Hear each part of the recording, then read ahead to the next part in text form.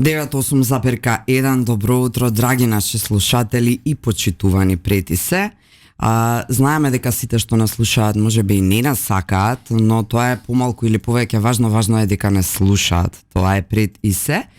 И дискутираме тука изутрината дека практично оваа најава на Љупчо Златев, кој утрова нема да не дружи од објективни и оправдани причини, е помалку лажна, ако може така да се каже, бидејќи некако мнозинството овде во студиово заклучува дека не е точно од и најдобро работи мозокот наутро. Во секој случај ќе се потрудиме да бидеме од овој момент будни. Јас сум ранобудник и мојот утренски гостин исто така верувам дека е подготвен барем денеска уште од рано утрото со испиено кафе, едно дома, едно овде пред да влеземе во студиото на 981 вашето омилено радио. Пред да почнеме, ќе се обидам да не ги заборавам оние важни работи кои што Златев ве подсетува да ги правите секое утро од понеделник до петок, а тоа е да прво и основно слушате 981, а потоа да следите и lider.mk, најнови информации, најсвежи во real time, што би рекле младите или што би се рекло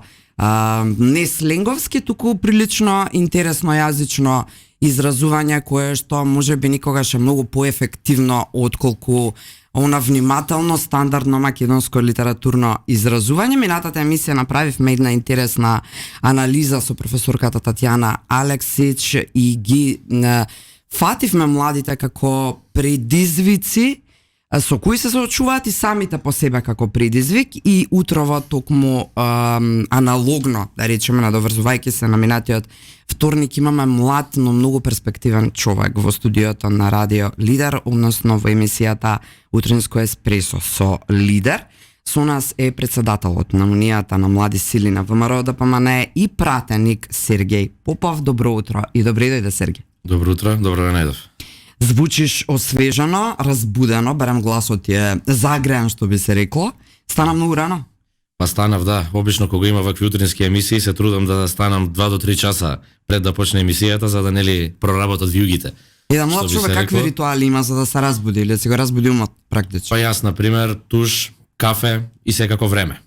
Без време за будење, ниту еден туш и ниту едно кафе не може доволно убаво да те расуни. Телефонот ти е првата алатка или средство за расунување, покрај кафето претпоставувам и тушот. За жал, да, сите три работи што можеби не треба да се направат први, јас ги правам, и кафе и телефон. Ајде искрено, дали прво скролаш по оние рилсови, онака чисто да се разбудиш или одма политика те интересира? Рилови. TikTok, Instagram, YouTube, прво сите рилови да се изгледаат, па после половина час можеби тајмока се отвара. Ето така, значи од тука оправдувањето зашто се повеќе политичари и функционери се и на TikTok и на Instagram и форсираат да бидат така маркетиншки поприсутни на дигитални медиуми. Па не, тоа е новото време, додека порано можеби сите политичари гледале да бидат на прва страна во некој вестник, сега политичарите гледаат да бидат први на TikTok или нивниот рил да се појави прв.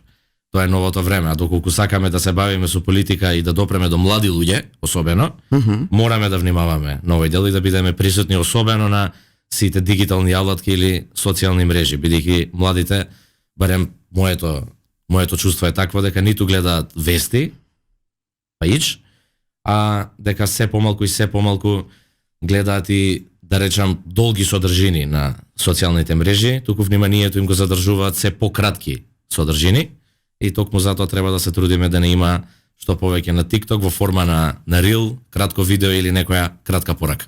Да, тоа е супер еден вид заклучок кој произлегува од овој твој прв одговор и кој ми беше планирано малку подолу прашање, ама сега ќе го искористам во концептов. Велиш кратки, немаат нерви, ајде вака да речеме народски, да гледаат долги содржини, ама нели е оштетена практично информацијата кога е кратко спакувана? Апсолутно е оштетена. За жал, се повеќе се сведуваме на читање на само наслови или првите 2 до 3 реченици или доколку е видео првите 2 до 3 секунди.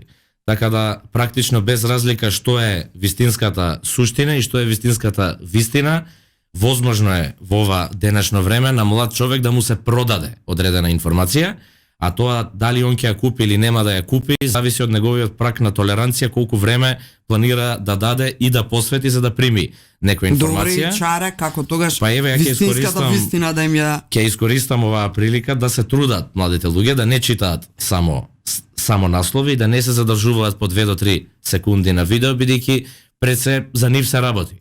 Тие завршуваат дезинформирани и за жал поради таа дезинформираност може да бидат во заблуда, а заради таа заблуда па да носат многу погрешни одлуки во животот.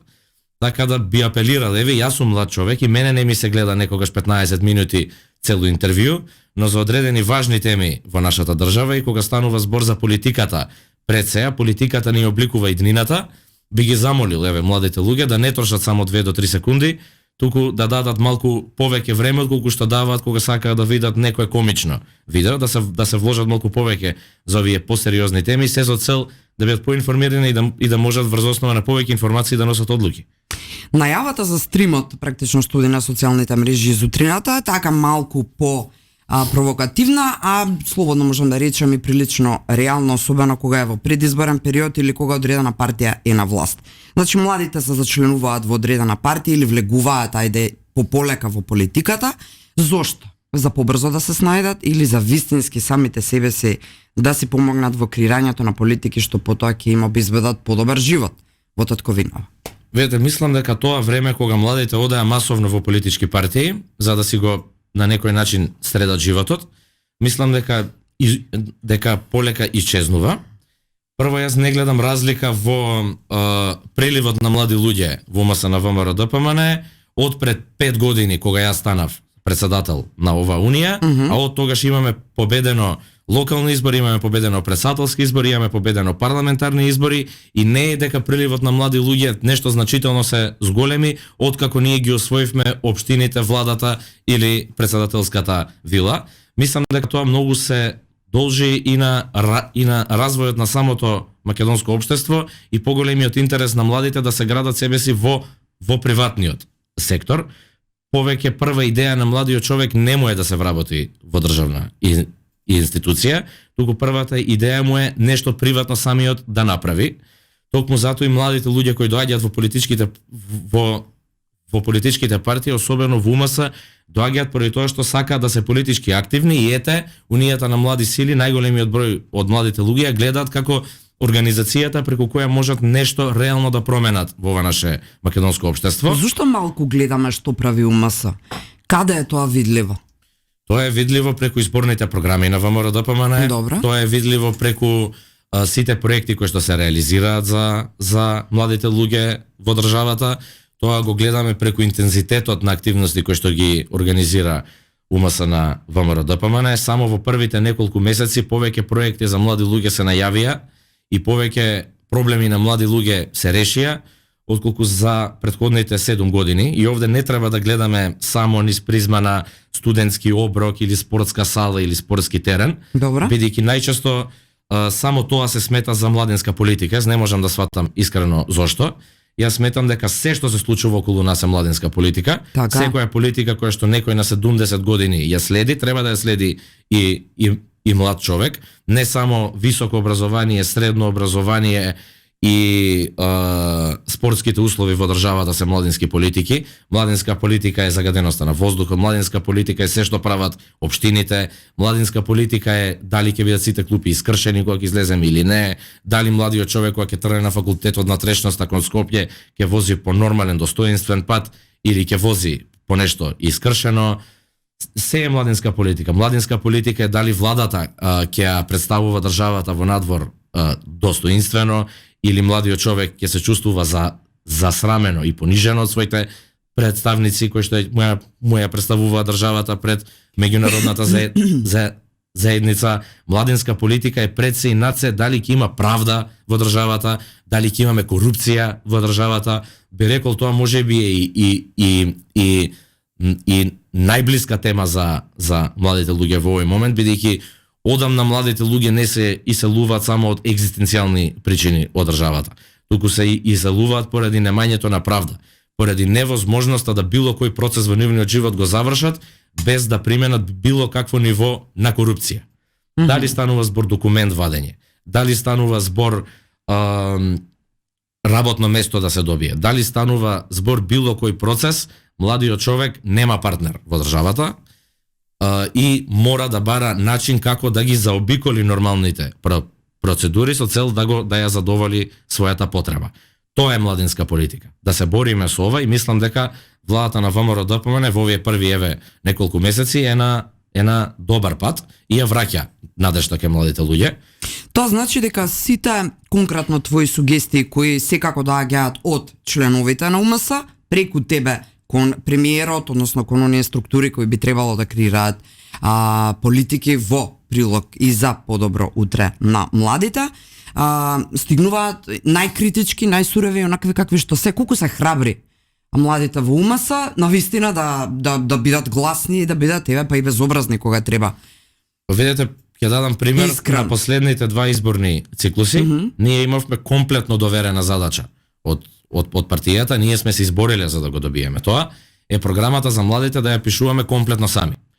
Се разбира со помош и поддршка на оние поискусни политичари кои што биле дел од раководството на државата за да ни помогнат што може а што не може да се направи, бидејќи водели институции и така натаму, но задачата беше комплетно доверена и слободата оставена на УМС да ја пишува младинската програма за да биде напишана од младите за младите. Ние поминавме серија на каравани низ државата, правевме саеми за проекти на младите имаа прилика да доаѓаат и да разговараат со нас, тоа не беа само членови на Унија на млади сили на ВМРО-ДПМН. Ние се среќававме со невладин младински сектор, со секаква форма на младинско здружување во државата, од спортски клуб до студентски собранија во државата. Ние комунициравме и на тој начин ја пишувавме програмата на ВМРО-ДПМН и затоа таа е во дослуг со младите. Тоа значи дека под полна одговорност можеш да кажеш дека не е ситуацијата да шефе како ќе кажеш така ќе направиме, туку дека на вистина гласот е глас. Апсолутно, да.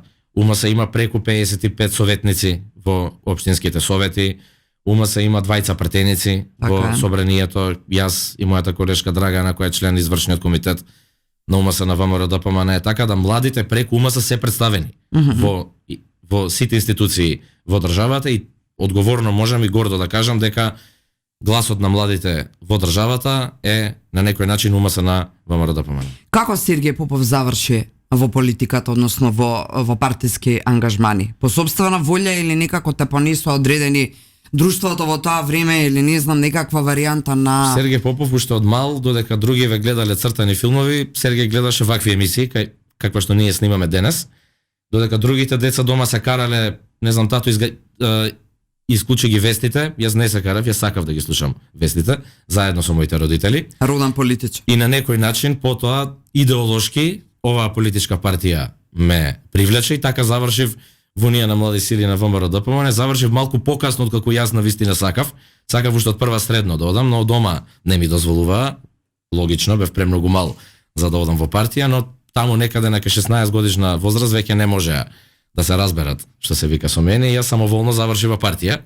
Потоа ги поминав сите скали во партијата, бев координатор на средношколци на локално ниво во центар, па на републичко ниво, па на студенти на републичко ниво, организацијски секретар бев на УМС, па председател на градски комитет Скопје на УМС и еве веќе 4,5 години и имам честа да ја водам оваа организација, нешто што практично ми беше и животен сон од како влегов во Унија на млади сили, се пасионирав и ми беше животна желба и да ја водам оваа организација и ете, на моје задоволство. Ајде уште едно прашање баш на оваа тема. Во денешно време кога е достапно се и кога е светот апсолутно едно големо село и ништо повеќе, заради интернетот и заради конекцијата меѓу луѓето на светско и глобално ниво, колку е тешко да бидеш авторитет, особено меѓу млади, кои имаат своји ставови, своји начини на изразување на истите, не се полтронски или клиенталистички врзани во одредена рамка па да им е страв да придат. Како се гради авторитет во едно вакво општество, истовремено да не заборавиме дека имаме криза на демократијата, која е особено видлива меѓу младите, тешко да ги насочиш на пат кој што универзално или генерално значи добро за нив, бидејќи ти имаат своји патишта во глава кои треба да ги развиваат, и некогаш тоа и на штета на државата, зборувам кога се многу индивидуалисти. Значи целава оваа концепција колку е тешко да авторитативно да ја поставиш својата позиција. Не би рекол дека треба ние, барем младите луѓе, да градиме авторитет едни меѓу други. Мислам дека повеќе треба да градиме меѓусебна доверба. И мислам дека начинот на комуникација меѓу нас треба да биде врз база на принципи, врз база на договорени работи и врз база на доверба, а не врз база на некаква страхопочет или авторитет која што јас би ја наметнал. А дали ќе се слушаме или нема да се слушаме, тоа е двонасочна улица, доколку оние апели од младите луѓе, оние идеи, предлози кои што доаѓаат, а јас ги примам и ветувам дека ќе станат реалност, доколку си стојам на зборот, природно на тоа, двонасочно ќе градиме еден однос на доверба и може би ете тоа ќе се сваќа како некаков авторитет, но мислам дека не треба да го градиме односот низ авторитет, ние не сме возрастни луѓе, никој во унијата на млади сили на ВМРО ДПМН не е вработен, никој тука нема обврска да тоа што го прави, сите тоа го прават на доброволна основа, волонтерски, впрочем како и во било која друга младинска организација, дали се занимава со зелени политики, корупција, спортски клуб или слично, сите сме тука на доброволна основа и сите овие работи кои што ние ги правиме и целиот труд кој што го вложуваме затоа што во нешто веруваме, а не поради тоа што некој од мене се плаши или јас имам врз него авторитет. Ние имаме една замисла за нашата држава, голем број на млади луѓе, унијата на млади сили е најброен политички помладок во државата, имаме иста цел, иста идеја и тоа не води. Како да стигнеме до таа цел, а како да ја направиме Македонија да биде нормално место за живење, место каде што младиот човек ќе си гледа партнер во државата, нема да ја гледа како нешто отуѓено, како нешто страно. Нашата цел и идеја е тоа да биде Македонија горда и справена држава, да не му е срам на човек да каже дека е од Македонија, туку да биде горд со сопствената земја и да разбудиме желба кај младите луѓе да се борат за државата, не да ја напуштаат и да си одат, бидејќи јас верувам дека кога сум во некоја организација, еве државата да ја замислиме како организација, и мене таа организација не ми се допаѓа, па јас нема си дадам отказ од таму или да заминам, јас ќе се потрудам да ја променам таа организација каде што во тој момент функционирам. Така треба младите луѓе да гледат и кон државата, не да си заминуваме од Македонија, туку да останеме овде и да ја промениме државата. Дека е супер државата, не е супер државата. Да била супер, немало младите да си изливаат така да си заминуваат од овде. Прилично ти ми начна со последниот одговор, на кој ќе ми се вратиме, бидејќи сепак сме медиум, сепак имаме одговорност да бидеме актуелни, навремени, вистините и објективни и така натаму и така натаму. Поводот за сите овие работи да можеш да ги изнесеш, ја морам да признам дека ми се допаѓаш исклучително како соговорник, бидејќи ретко во моите емисии имам прилика да разговарам со млади, сум разговарала, меѓутоа не толку често како кога бистриме условно речено политика со еве твои постари колеги па и функционери. Сепак има една тема која што деновиве актуелна и заради и која што беше повод, искрена да бидеш тука, бидејќи сакам да објасниме и треба да објасниме што точно се случува, како изгледа тоа кога го преживува еден човек како тебе. Имено да не должам во прашањево, ќе бидам директна. Деновиве беше нападнат паралелно со случувањата околу, за жал, загинувањето на Фросина, односно дебатата околу возачот, исто така млад човек, 20 годишен Васил Јованов, па опозицијата го искористи, или вашите, да речам, колеги опоненти од социјалдемократската младина, па и се налепија левица и други подмладоци, би рекла, да подсетат на една твоја немила случка од пред 10 години. Именото е обвинија дека треба да си поднесеш оставка од функцијата председател на УМС, дека треба да се тргнеш од пратеничките позиции и така натаму, заради тоа што си направил кривично дело, си прегазил практично човек пред 10 години и за тоа си поминал само со оштета од 500 евра, односно не си одговарал своевремено. Вака, мило ми е што имам прилика да малце пово детали ја објаснам целата ова ситуација. Си имав еден одговор. Гледам непрестана после тој мој одговор, иако многу јасно во мојот Facebook статус објаснив и кажав што се случило, како се случило и кои се околностите. Би те замолила да не просветлиш ева вака, чисто да објасниш што се случило. Жал ми е што ќе те натарам да се подсетиш, ама Во 2014 година, тоа е пред 11 години, ми се случи еден немил настан. Имав 18 години. Вистина е, да, управував моторно возило без возачка дозвола и во состојба во каква што бев. Таа моја сообраќајна незгода заврши со повреда на една жена која што беше совозач во возилото со кое што практично јас ја имав таа сообраќајна незгода.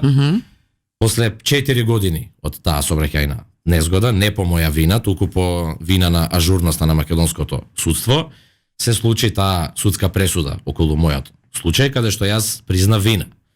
Да, значи не се работи за прегазување како што беше продадено во признав вина и бев осуден со 500 евра парична казна и забрана од неколку месеци за полагање за возачка дозвола, на страна од забраната што заврши од тогаш, помина 11 години, јас се уште немам положено за возачка дозвола, бидејќи едноставно ми остана како некоја непријатна случка во мојот живот и едноставно потоа не добив желба во животот никогаш повеќе да полагам за возачка дозвола и ден денес јас не сум возач.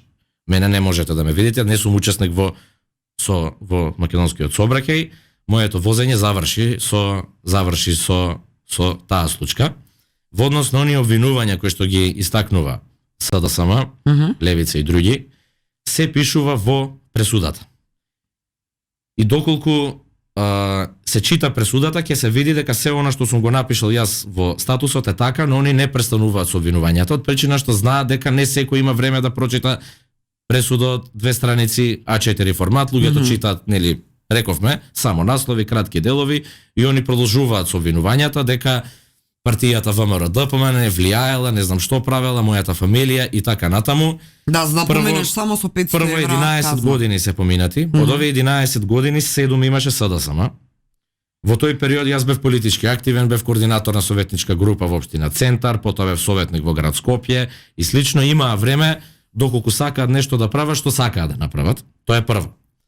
Втора работа, пресудата не е во 2014 година. Пресудата е во 2018 година. 2018 година сите знаеме кој беше власт во Македонија. Втор абсурд. Како партијата ВМРО ДПМН да, на тоа може да речат дека влијаела или не влијаела. Неговите го спасија тие години, па нели кога се смени власта, еве има прилика, нека проверуваат, гледам, апелира доколку смета некој во држава дека треба да се направи некаква ревизија, нека се направи, нивно е да обвинуваат, мое да ги кажам фактите и вистината. Второ, во 2018 година е донесена таа пресуда, што значи дека тие биле на власт. Но они одлучуваат брутално да си поигруваат со моја судбина, со моја случка која што ми се случила во животот, од која што имам траума, поради која што ден денес не возам. Они се обидуваат на еден брутален и перфиден начин да пробаат мене да ме поистоветат со Васил Јованов, нешто што е близу при памет.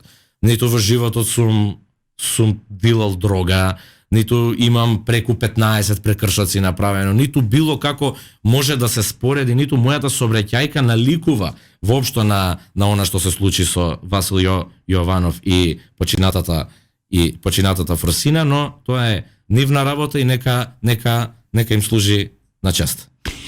Сликата, ти се извинувам ако мораше да се навраќаш на овие сите работи, меѓутоа ти сепак си еден уште постабилен политичар. Верувам дека така се гледаш, па мора да си подготвен да одговориш на секаков тип на прашања кои никогаш и будат лоши емоции, будат и лоши сеќавања, меѓутоа тоа е што е стабилноста пред се, сепак си прв човек на односно на најголемата младинска унија, би рекла политичка во држава, унијата на млади сили. Васил Јованов е само еден кој ја имаше несреќата да биде вака мета на практично, можам слободно да кажам, можеби ќе ме осудат за ова што го зборувам, хистерични реакции масовни од страна на предизвикани од менталниот склоп на граѓаните во оваа држава, кои љубат да напаѓаат, атакуваат и мразат на социјални мрежи без да се обидат да ја разберат ситуацијата. Овдека никако не сакам да го оправдам Васил Јованов, само сакам да зборувам за една поширока слика. Исто така Фросина, сочувство до семејството, неколку пати го повторуваме во медиумите ова жалење, е една од многуте жртви на вакви случаи, што зборува за една неконтролирана состојба на младите возачи, несовесност во рамки на функционирањето на сообраќајните процеси. Како гледаш на целата оваа хистерија, не како политичар од Сергеј Попов, туку како млад човек? Вака, значи, вие нарековте хистерија, ја би го нарекол револт кој што се пробуди кај младите луѓе, би рекол дека е легитимен. И како унија на млади сили, јас како човек, ние протестот првиот што се случи го поддржавме.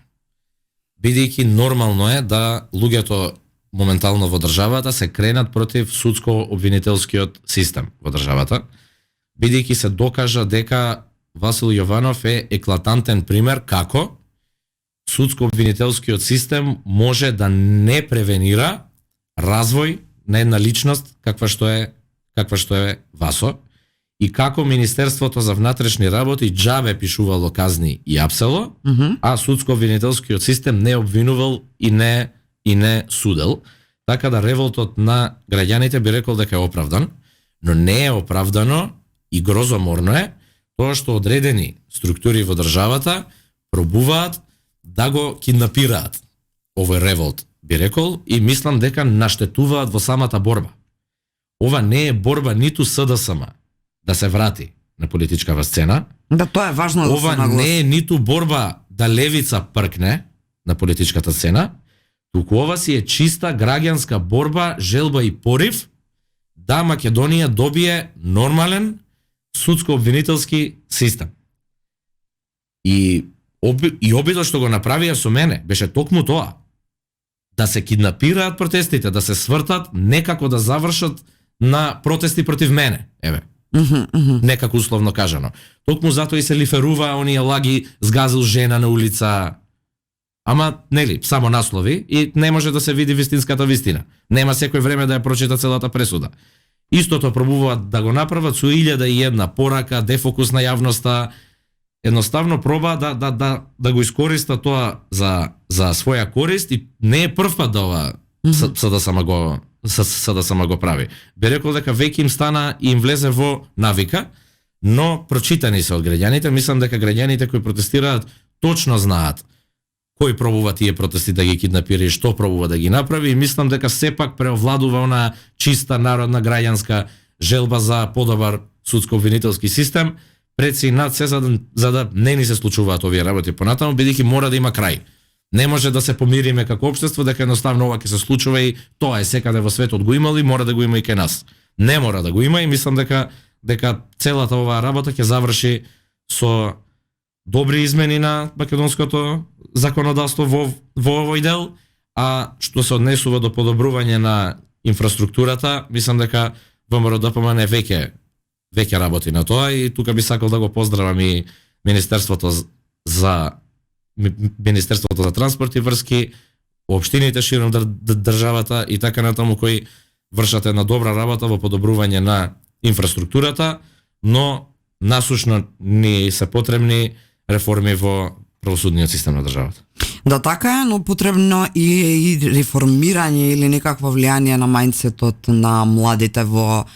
Спомена во некои од речениците, не сум дилер на дрога како што тоа бил Васо, и паралелно со ова веднаш ми падна на ум фактот дека дрогата не била подостапна за младите повеќе никогаш отколку сега. Значи сега буквално е лесно и едно 15-16 годишно дете, и тоа се случува на голема жал, да исконзумира некаков амфетамин и така натаму без да има пречки да дојде до истото, заради тоа што апсурдот на денешницата зборува за еден голем јас на сиромаштија меѓу односно голем процент на сиромаштија во државата, истовремено многу млади луѓе можат да си купат дрога, макар и поевтина, сепак се тоа пари кои ги плаќаат.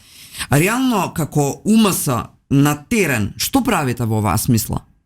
Ама, те молам, сакам да биде конкретна акција, не да биде изготвивме, не знам, стратегија за ова или она. Што како млади во рамките на УМС правите по ова прашање? Па добре, би рекол дека како УМС цело време го промовираме спортот, здравите навики за живот и така натаму, нешто што е комплетен антипод, па би рекол, на тој начин на живот кој вклучува опијати и слично. Видите, ние како држава до пред 7-8 месеци факт беше дека сите млади знаеа и кој е главен наркобос во државата, и сите млади знаеа дури некои од каде точно доаѓа дрогава, која ја пренесува, каде се складира, во која скопска населба, од каде може да се купи, сите ова го знае, освен министерот за внатрешни работи. Тој си ги викаше овие луѓе на кутна слава, побеа соработници, се сликаше со нив и слично. Сведоци бевме на една таква слика, сведоци бевме дека Скопје наликуваше на Чикаго од 70-тите, а сега сме сведоци дека поголемо политичко присуство во главниот град, јас откако сум млад човек не памтам. Повеќе полициски коли и повеќе униформирани лица да движат во Скопје, јас немам видено. Во исто време и повеќе лица да се уапсат во 7-8 месеци, исто така немам видено, но знаете, не да ги апсиме како на реалити шоу. Со 25 камери, уствари сме ги уапсиле овој вратата што е отвара и тој што му ги чисти чевлите на овој што е главен, а сме викнале 25 камери за да правиме шоу. Збориме реални апсења со докази, истраги и апсења од кои може да се направат предмети. Не апсења од кои после ќе им платиме оштета на тие што сме ги уапсиле. Бидејќи претходната власт од прилика функционираше така. Ќе им биде потребно шоу за навести утре сабајле, ќе уапсат двајца тројца најнебитни во целата организација, тоа ќе оди на вести и ќе се представуваат дека му удриле тупаница на криминалот. Така да еве го поздравувам и Министерството за внатрешни работи за сите апсења и истраги кои што ги спроведе изминатите 7-8 месеци, како на наркобосови, така и на представници на претходната власт и шефови на институции, и го повикувам судско-обвинителскиот систем да не мижи пред овие апсења и пред овие кривични пријави од МВР. Не може, ќе сме необјективни и неискрени ако не признаеме дека има видлива разлика во делувањето на МВР, коренита разлика од пред 7 месеци и сега. Исто така последното интервју на министерот во кое гарантира практично и ветува дека Safe City ќе почне сериозно да функционира, ама амбиентот меѓу луѓето, меѓу граѓаниве е дека тоа нема шанси да се случи. Safe City никому не му одговара да почне да функционира. Safe City ќе почне да функционира, но јас ги замолувам граѓаните да бидат трпеливи. Кога ќе почне да функционира, да се потсетиме на овие неколку недели и месеци што ги живееме денес, и кога ќе почнат да стигнуваат дома казните, и кога речиси ќе нема, мислам во тој период, граѓанин кој што на некој начин нема да биде удрен по джебот, да се сетиме зошто стигнавме до Safe City. Да не биде тогаш дека сме полициска држава. Кога ќе профункционира Safe City и ова полициско присуство кое што ќе продолжи и во иднина да биде низ главниот град, кое што нема да трае само овие неколку денови или недели, исто така после тоа да не биде перцепирано на друг начин. Туку да се подсетиме зошто стигнавме до толку полиција во главниот град, да се подсетиме зошто стигнавме до Safe City, Safe Highway, што и да ќе се имплементира, и да не ја критикуваме тогаш владата. Туку да се согласиме сите заедно дека мораме да ја менуваме државата. Бидејќи знаете, кога одиме во Европа и кога ќе не казнат, викаме ова е држава. Вака да направев кај мене во Македонија, ќе се јаве ваму, ќе се јаве таму. Ја фали таа работа што му се случила во конкретната европска држава и ќе се ја плати казната, а кога ќе дојде во Македонија не се однесува така.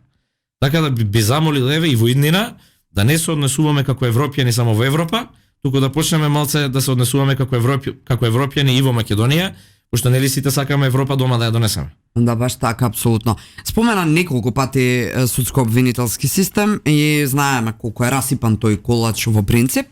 Да се вратиме на моментот дека си пратеник, млад, немаш се уште ни 29 години, се уште имаш 28, заклучивме дека за еден месец ти е роден ден. Реално, актуелно и најактуелно и најжешка тема во моментот е интерпелацијата на 5 теми на членови на судски совет, за која се дебатира, за која што премиерот поттикна, очекува, најави или како и да би можело да му го парафразирам она што го кажа, и дека кога таа ќе помине во собрание за 5 членови, очекува дека под притисок на јавноста тие сами ќе се поднесат оставки. Од друга страна имаме многу невладени организации, коалиција Сите за правично судење, Blueprint групацијата, кои ги анализираат од другата страна на медалата, нели, овие неопходни реформи, па велат зошто собранието не понуди солуција. Еве, интерпелацијата ќе се случи на овие 5 членови, од каде би требало еве се очекува да почне овој процес на реформирање, и што потоа? Зошто собранието не извади, предлог како потоа? Видете, само ВМРО-ДПМН во овој момент кажува како треба, а сите останати кажуваат како не треба. И би рекол дека многу е лесно да се каже како не треба, а многу е потешко да се превземат конкретни чекори. Се поднесе таа иницијатива и очекувам собранието да изгласа таа интерпелација, бидејќи во интерес на сите и практично самиот народ тој го зборува, бидејќи нема кој во државата не вели дека вака веќе во судството не може. Но мене ме загрижува фактот што ова интерпелација не значи дека тие суди веднаш заминуваат. Туку ќе треба да чекаме на нивната совест или несовест да тие потоа самите заминат. Така да јас би го искористил ова како апел да кога ќе помине ова интерпелација, доколку помине, да тие навистина си поднесат оставки, бидејќи кога оној што те ставил, ако оној што те ставил те повлекува, логично е самиот потоа да си заминеш, а да не водиш инат. Доколку не се повлечат, ќе се смислуваат други решенија, но важно е она што останува во јавноста, а тоа е дека ВМРО-ДПМН превзема одлучни чекори. Некои ги критикуваат, некои ги фалат, но чекори мора да се преземаат. Од минатото, факт е дека премиерот е многу предпазлив и сака самите да се доведат практично до работ на пропаста на некој начин, од каде ќе нема назад и своеволно ќе се тргнат без да повлекува радикални решенија во смисла разрешување и така натаму. Сето тоа ќе се свати како мешање на извршната во правосудната или во судската власт, меѓутоа треба ли таков комфор сега да си дозволиме како држава, или треба сатар да заигра, што би рекол нашиот народ? Еве, игра сатарот, но и народот треба да знае дека сатарот мора да е според закон и устав. Не може сатарот да биде како што ние сакаме дома. Желбите се едно, реалноста е друга и замолувам кај народот и кај младите особено за трпение и ги уверувам дека владава има навистина честни намери, навистина сака да стави крај на ова. Се гледа тој преку Министерството за внатрешни работи и се надевам дека за што побрз период од денеска ќе добиеме партнери во судско-обвинителската власт и ги повикувам сите пратеници во собранието, наместо да критикуваат, повеќе да учествуваат со конструктивни предлози и сите заедно да излеземе од ова со некакво најповолно решение за сите. За жал тоа не го слушаме, освен бледи и паушални критики. Желна сум искрено да слушнам една вистинска опонентска дебата, а не само некакви атаци на политичка и популистичка основа. Ќе одиме на пауза за реклами, меѓутоа пред тоа сакам едно нешто да те прашам. Прилично интерес побуди твоево утринско гостување, има многу коментари на стримот на Facebook конкретно. И на пример, има вакви. Ќе ти ги прочитам сите. Да речеме, прво, сам промени се на функција, си има многу позитивни, ама јас ги одберам овие 3 негативниот и такви сменили ние новинарите, малку безобразни во оваа смисла. Значи, прво, сам промени се на функција, си вели Стојанчо Миров, потоа Владимир Миловски ќе рече и овој Мицко го поменал, а потоа Злате Тасевски вели добар е, мислам дека цел живот ќе живее на тук грб хе, веројатно ова значи смеење. Како реагираш на ваквите? Одбираш да ги перцепираш овие коментари, ги доживуваш конструктивно, одлучуваш да подразмислиш зошто таков впечаток си оставил или одлучуваш да се фокусираш на овие мнозинство позитивни, например. Па не, еве, вие самите рековте дека мнозинството од коментарите биле позитивни. Јас самиот ќе го проверам после емисијата тој факт. Секако доколку мнозинството се позитивни, доколку има и некој негативен коментар, во ред, ќе го примам на знаење, но тоа е тоа. Не може да има само позитивни коментари. Нормално е да има. Во однос на тие конкретни коментари, еве, јас сум се променил, например. Јас возев, направив грешка, веќе не возам. Никогаш повеќе. Да, ма и тоа е грешка, што не возиш во принцип. Може би е, еве, искрено ќе признам, но ете, јас се променив. Возев, сега не возам. Направив грешка, таа грешка повеќе не ја правам.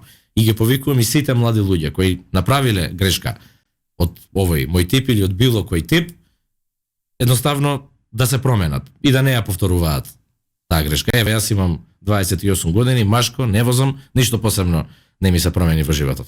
Но никогаш повторно не направив таква работа и никогаш повторно во животот никому не наштетив. Така да, јас сум задоволен со таа работа и мене тоа ми исполнува. Сергеј Попов, почитувани слушатели, зутринава во Утринско еспресо со Лидер. Не заборавајте да останете тука, ние ќе се вратиме за многу кратко и не заборавајте доколку јас заборавам на крајот емисијата да ве потсетам, еве сега го правам тоа за да потоа не биде испуштена приликата, значи притиснете subscribe на YouTube каналот на Радио Лидер, односно на Утринско еспресо, следете го Facebook стримот и не само кога е лайф емисијата, туку воопшто социјалните мрежи каде што ги споделуваме сите вистински, навремени, точни, објективни и проверени, а многу пати и не ретко ексклузивни информации. Се враќаме за кратко, бидете тука. 981, ви благодариме што сте тука со Радио Лидер. Нашата дебата не престана и во рамки на паузата. Стигнавме до многу интересни теми, неверојатно е како човековиот ум сепак се буди од забајле, така да го повлекувам ова прво дека најавата на Златев дека умот се буди рано и функционира најдобро е лажна, сепак е вистината што стигнавме до каде што стигнавме. Многу ви благодарам што сте волку на број на стримот на социјалните мрежи, пред се на Facebook, споделувате и одредени ваши искуства со живење надвор. Еве, например, Фереира Бубе, така е пишана, вели, јас живеам во Германија, тука ги почитуваме законите и прописите, педантни сме, а кога ќе го поминеме Табановци, изиграваме нешто сосема спротивно. Спасе Василе вели, кога бев во Лондон пред 25 години, на секој семафор имаше камери, те сликат и стига слика од прекршокот на домашна адреса, известување дека ти е повлечено пари од сметката, чао и пријатно пред 25 години. Многу е битно ова да се нагласи. Спасе, фала, благодариме на коментарот. Илија Лазаров веди, чистење на сметот од корен во Македонија, сметот во условно речено во наводници, значи од оној екзактниот, реалниот ѓубрето што го среќаваме секојдневно и за жал е слика на метрополата која се стремиме да бидеме. Па и сметот во човечка смисла на лоши луѓе, изфрустрирани, неперспективни, кои на чудни начини стигнале каде што стигнале, но прво во собствениот двор за да не постои потоа сомнеш. И сега, овој коментар, Сергеј Попов, за оние кои сега се вклучуваат, председател на Унијата на млади сили на ВМРО ДПМН и пратеник, драги и почитувани гледачи, млад, а толку навлезен со енергија и сила да прво како индивидуа, потоа и преку организацијата што ја води, слушајќи го гласот на младите, да придонесе преку законодавниот дом во креирање на политики. Ми доаѓа веднаш една идеја која се обидував да ти ја кажам и за време на паузата, ама имаме колега Милош кој е супер, поздрав до него, супер инвентивен во темите кои сака да ги наметне и не сакајки му успеа. Овој пат ми иде прашањето зошто ми фалат, еве како граѓанин, повеќе герила акции на Унијата на млади сили, конкретно за сметот. Зошто на Унијата, еве, не и прекипе па да рече земам црни вреки и метли и чистиме секое утро, бидејќи Даниел Арсовска тоа не го прави, например. Па добро, зошто немаме герили изминатиот период? Пообично герилите се врзани кога си во период на опозиција. Некако кога се освојува власта, потоа герилите некако исчезнуваат, но одлична идеја за герила акција и еве во најбрз период ќе имате прилика да видите на герила акција на Умаса како го чисти главниот град. Баш ми е мило што е вако инспиративно делував. Од друга пак страна ги споменувавме во првиот дел од твоето утринско гостување, оние кратки рилсови информации преку кои најлесно може да им се продаде на младите одредена информација, зошто на пример да нема рилсови или такви кратки видеа преку кои ќе се покаже желба кај младите за креирање е глупав збор, најблаго кажано, за создавање семејство на порана возраст, на пример. Не знам, ајде да се множиме или што знам, нешто уште по сленговски, по ајде така може би младалачки, по вулгарно искажано, водете ли во невојна во таа смисла? Голем проблем ни е природниот прираст во државата и реален е тој проблем, за жал, и доколку ние младите, мојата генерација, сите помали од мене и така натаму, не си ја сватиме посериозно оваа задача. Например, да го вратите Владко Ѓорчев во УМС. Да го вратиме Владко Ѓорчев во УМС, да. Може би тоа е добра идеја, како некој почесен член, може би. Шегата на страна, мислам дека како млади луѓе треба посериозно да си ја сватиме таа задача. Не би рекол дека само во Македонија е тој проблем. Модерните трендови, се поголемата амбициозност на младите луѓе, брзиот начин на живот и слично влијаат во се подоцна возраст од својот живот младите луѓе да се одлучуваат да имаат свое дете или да формираат свое семејство. Може би и државата е виновна, може би па причина за неодлучноста на младите да стапат во овие води и неподготвеноста на државата да им даде услови за живот и услови за да го градат животот на тоа дете овде во државата. Јас се ветувам дека како влада максимално ќе се трудиме да ги пружиме сите оние услови кои на младиот човек му требаат за да основа свое семејство. Пример за тоа е во секој момент во периодов кој што следи треба да се врати онаа мерка купи куќа за млади. СДСМ ја имаше укинато таа мерка од само за нив познати причини. Таа мерка предвидуваше даночни олеснувања во делот на каматата, субвенција од страна на државата, доколку млад човек до 29 години се одлучи да гради куќа или пак да купи стан. Самата мерка е во изработка, така да условите ќе бидат познати кога истата ќе се објави, но еве прва работа која што ми дојде на ум е дека ВМРО-ДПМН за брзо ќе врати мерката за помош, државна помош при купување на собствен дом кај за млади лица до 29 години. Мислам дека еве ова би било еден убав стимул за млад човек да се реши да има свое дете и да основа семејство, бидејќи би рекол домувањето е голема препрека кога некој сака да основа семејство. Тоа е соба плюс, простор плюс, за тоа дете да се развива во убава средина како што треба. Никој не сака да прави дете, па потоа да не знае што ќе му прави во иднина. Еве, ова е прва работа која што ми текна, ќе биде конкретна помош од страна на државата за младите луѓе да основаат семејство. Во рамки на кога сме кај опонентите и чии атаци се очекувани со оглед на тоа што сте политички противници на некој, односно на секој начин во било која смисла, е затворањето или укинувањето на студентското радио при УКИМ. Лично мене како човек кој дипломирал, магистрирал и докторирал на правниот факултет при Универзитетот Свети Кирил и Методи, сме растале и живееле со студентското радио, морам да кажам дека ме боли. Левица обвини дека ова удар на ВМРО-ДПМН е врз младите, на што ти конкретно одговори дека Левица како партија нема контакт со млади, затоа нон-стоп се во офсайди. Што се случи со студентското радио?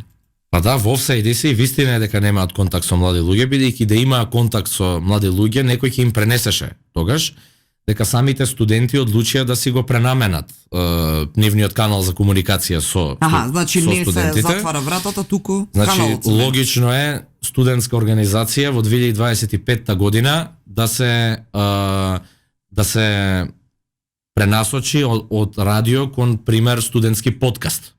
Тоа е сосема логично, но Левица, летајќи од тема на тема и сакајќи некако да продрат во јавниот дискурс пред младите луѓе, обвинуваат и за она зашто има логика и за она зашто нема логика. Јас би ги нарекол политички камикази моите противници од Левица и не изреагирав јас прв за ова студентско радио. Практично цела претходна ноќ студентите реагираа, јас дури сабајлето се огласив дека ова е уште еден офсайд на политичката партија Левица, но видете слично како што јас газив жена, така и ВМРО удри по студентското радио. Така да навистина тоа значи дека веќе се прават сценографии или простори каде би се одвивал подкастите би се одвивале? Дали има простори се уште не знам искрено, не сум искомуницирал, не сум прашал, но претпоставувам Универзитетското студентско собрание е прилично активно. Претпоставувам дека за брзо време ќе се организираат и ќе си го оформа тој свој нов канал за комуникација со јавноста. Во секој случај апелирам се што ќе произлезе од политичката партија Левица, луѓето да го проверуваат уште еднаш. Бидејќи навистина тие луѓе објавуваат работи од ракав.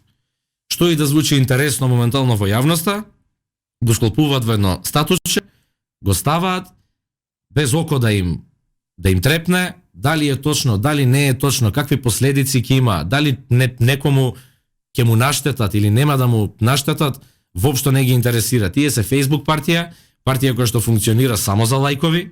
Ако сакате ќе ви кажам и во собрание. Да, тоа ме интересира. Тие луѓе доаѓаат, значи вака, тие луѓе доаѓаат во собрание исклучиво на пленарна седница. Се пријавуваат за некоја рандом процедурална забелешка или што и да е. На процедуралната забелешка зборуваат драматично, со висок тон, со удирање на маса и слично. Тоа се кропнува, се става на Facebook, се става хаштаг Левица од парламент. Видете леле како му го плесна, како му го кажа, но нема суштина. И еве една работа ќе кажам за Левица. Многу е лесно да наштетиш, многу е тешко да придонесеш. И еве ги повикувам малку да пробаат да придонесат. И еве ги прашувам цела јавност. Што Левица има придонесено? Дека добро пцујат, дека добро лупаат на маса и дека добри клипови вадат на Facebook, димче со цигарата, тука tag life, интересни работи, супер е тоа, но тоа се приказни за мали деца. Политика е друга работа. Политика е тоа што се случува кога ќе излеземе надвор. А од јаткиот клип на Левица и од многуте views кога како ги собрале на нивните Facebook профили, јавноста практично ништо не добива. Да, не е тоа реален живот. Затоа и мојот статус заврши да вметнат малку суштина во нивната работа, бидејќи тоа им фали. Се изливаат ли млади луѓе од младината на Левица кон Унијата на млади сили? Па претпоставувам дека има некаква миграција, но видите, за да некој мигрира, треба и да го има таму прво. Така да, јас прво не мислам дека Левица има некоја многу бројна младина, впрочем тоа и се гледа, ни организираат таму некои нивни настани, може да се види колкава е нивната младина. Во еден град имаме поголема младина отколку они на републичко ниво. Јас би рекол дека тој ги боли нив. Они не можат да преболат дека не се ете пример партија на младите. Нели тоа беше нивниот наратив, дека Левица е партија на младите луѓе, но некако тие млади не ги гледаме. И некако нивниве пораки кон младиве па не се во дослуг со младите. А знаете, ако си партија на младите, логично е да знаете што младите сакаат и барем кога се младите во прашање да гаѓате во центар. А они не само што не гаѓаат во центар кога се младите во прашање, целата табла ја промашуваат.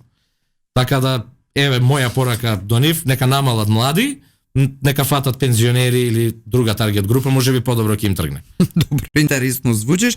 Ме интересира колку реално иницира УМС, например, средби, трибини, како и да, кои не мора да се толку јавни, нели? Важно е суштината меѓу вас да размените и да направите една подобра, да речеме, стратегија за иден развој. Со, еве, социјалдемократската младија, па и младите во Левица се среќавате често, доаѓаат на трибините, одговараат на поканите, иницијатори ли сте повеќе вие отколку тие? Има ли заеднички средби? Не знам на месечно ниво? Тоа повеќе е оставено на оние организации или фондации со кои што ние сите заедно имаме. А зошто да не произлезе од вас? Имаме соработка, па вистина зошто да не? Еве, можеби ќе иницираме некоја таква средба. Но повеќе е оставено тоа на оние организации и фондации со кои што ние функционираме, како Вестминистер на британската амбасада, како Конрад Аденауер од Германија, Фридрих Еберт и слично Охрид институтот и слично кои што не собираат на некои платформи, форуми каде што ние дискутираме и многу пати сме излегле со своји заеднички документи, заеднички декларации, заеднички младински барања и слично, но фалеше имплементација. Така да би рекол дека потребна ни е акција во моментов. Ние многу пати сме се сложиле како подмладоци за што се проблемите на младите луѓе во државата. Да, детектирањето не е проблем, веќе решенијата имплементација. не да е детектирано, микро детектирани се веќе проблемите на младите луѓе, бидејќи ништо друго и не се прави за тие проблеми, още не се детектираат изминативе 30 години. Така да мислам дека многу повеќе ни е потребна акција и ги повикувам да се вклучат. Имаат како да се вклучат. Имаат советници секаде во државата, имаат претеници во собранието, можат да се вклучат, можат да учествуваат со предлози и идеи, но мислам дека треба да бидеме фокусирани на акција. Доста беше веќе правење муабет за тоа што им треба на младите луѓе во државата. Знаеме што им треба, нормална држава. Ајде да ја направиме Македонија да биде нормална држава. Многу искрено и многу сугестивно звучи, што ми остава впечаток дека така и делуваш. Барем впечатокот ми е тако, верувам дека е така, со оглед на тоа што еве во најмала рака ти веруваат младите кои се дел од унијата на млади сили. Акција спомена неколку пати, се ближат локалните избори. Впечатокот во јавноста е дека еве сега младите ќе ги пуштаат по општини да лепат плакати и после најзаслужниот нели оди председател на УМС во не знам Штип, во не знам каде. И како ќе се гради низ годините, па ќе стигне до некоја функција, па некој протест и така натаму и така натаму. Што е конкретната активност на УМС, планот да делува на терен во очи на локалните? Ги имаме тука и паралела, само сакам да направам за да го насочиме некако одговоров на ова прашање. Унгарскиот кредит е апсолутно атрактивна информација последниве месеци. Зошто? Затоа што за прв пат таква инекција финансиска ќе им се вбризга на општините да направат реално капитални инвестиции и проекти од кои ќе имат бенефит пред се младите. Колку тука можат да избустирате или да избоксувате нешто најдиректно во ваша полза во очи на локалните? Најинтересно овде ми Дали беше ќе оно останат и младите липачи на плакати што ви рекле гледачите? Од тоа сакав и да се фатам. И интересен факт е дека јас уште од времето кога бев председател на градски комитет на УМС, барем во Скопје гледав да го отстранам лепењето на плакати. Добре. И тоа го правев преку договори со другите партии, луѓе дајте да не лепиме, нема да лепам ја, не лепи ти. Ова работа се заврши, навистина е веќе глупаво во 2025 година во 5 Сабајле млади соваљаци да лепат плакати по улици, мислам дека е смешно. Друга работа, на претходниве избори воопшто не се лепеа плакати никаде во државата. И јас како председател еве си го земам тоа како една од мои заслуги, дека сум го искоренил лепењето на плакати во државата и се сведуваме на слики по социјални мрежи, билборди можеби и слично.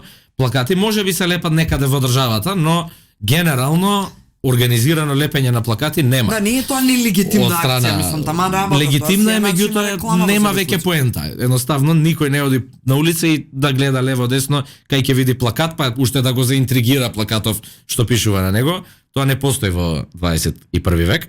Во однос на локалните избори ние веќе почнавме. Јас уште од петокот чинам, тргнав на терен, бев во Штип, бев во Кочани, синоќа бев во Куманово, на средби со млади луѓе, каде што ние структурно се подготвуваме како ние на млади сили во пресред на изборите. Тука има и внатрешни партиски процедури, УМС ќе треба да даде кандидати за советници и слично, но најважно се започнавме со програмското подготвување за тие локални избори, така да уште од пред неколку дена УМС започна со собирање на идеи и предлози. Во наредниот период тоа ќе се интензивира, ќе има разни форуми за разни таргет групи на млади лица, ќе одиме и по штабови, ќе одиме и по домови за култура, ќе одиме и по кафичи, ќе се среќаваме и со невладини организации, ќе се сретнеме со сите со цел да видиме што е она што следно на локалните избори ВМРО ДПМН за младите луѓе треба да го даде. Би рекол на локални избори многу е широка пелетата на понуда, бидејќи ќе се навратам на она што го споменав, за локални избори се е младинска политика. Се сложувам. Во 10 Савајле и овој на 70 години излегува од дома и или му смрди или не, и на овој што излага на 17 години исто така или му смрди или не. Така да мислам дека за локалните избори ќе имаме навистина сериозна работа да детектираме заедно со младите луѓе што им е потребно. Буквално од каде фали табла за кош, до каде фали спортски терен, каде нема доволно места во градинка, каде не е доволно чист амбиенталниот воздух, да ги детектираме сите проблеми што ги мачат младите луѓе, за да им го направиме секој дневието или барем утрото кога ќе излезат од дома убаво.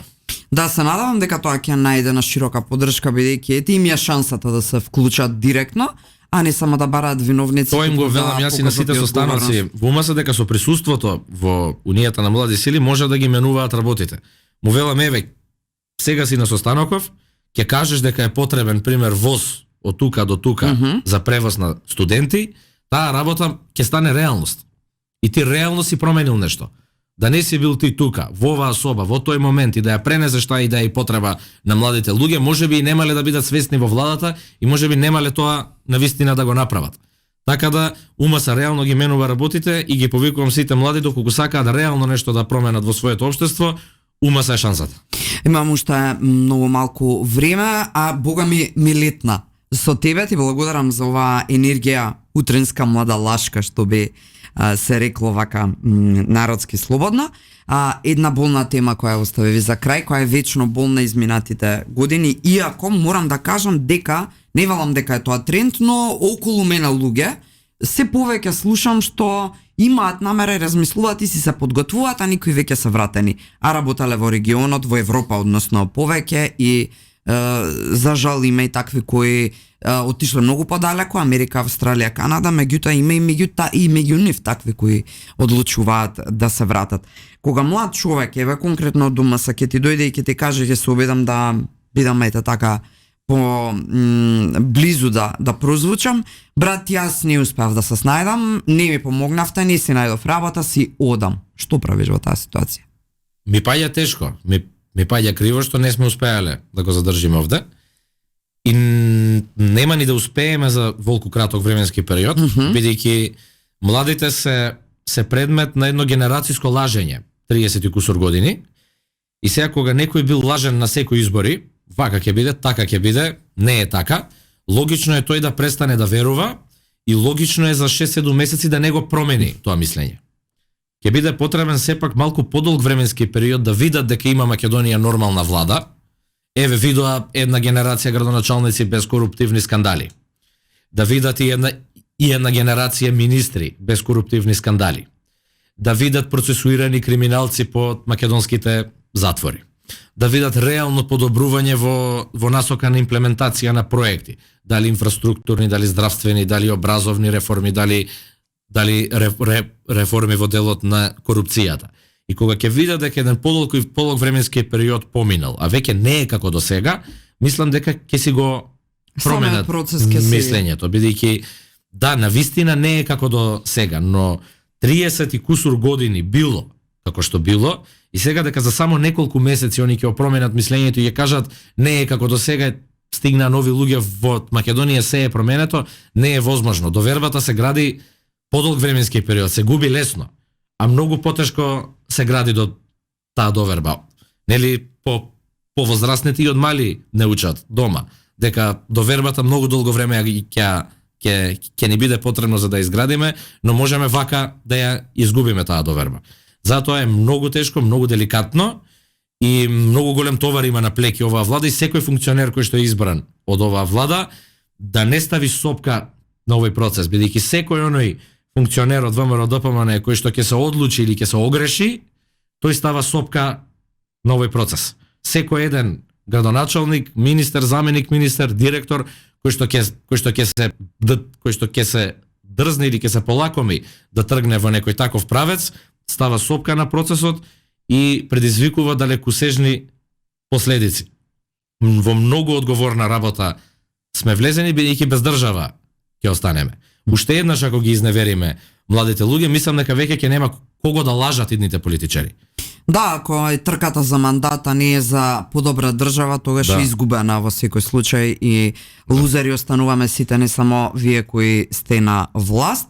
За крај последно прашање, во моментите кои можеби ги имаш, можеби ги немаш, ама еве доколку ги имаш, би сакала да си искрен како и до сега, ама не како што тоа Ахмети го вели, туку баш вистински како и до сега во овие од прилика час и половина без малку. Што правиш со себе во оние моменти кога си велиш што ми требаше сето ова? Зошто едноставно не одбрав друга професија, уморен сум, не можам, се борам, тешко ми е, паѓам, се чувствувам дека ништо не правам. Имаш ли такви моменти што правиш тогаш?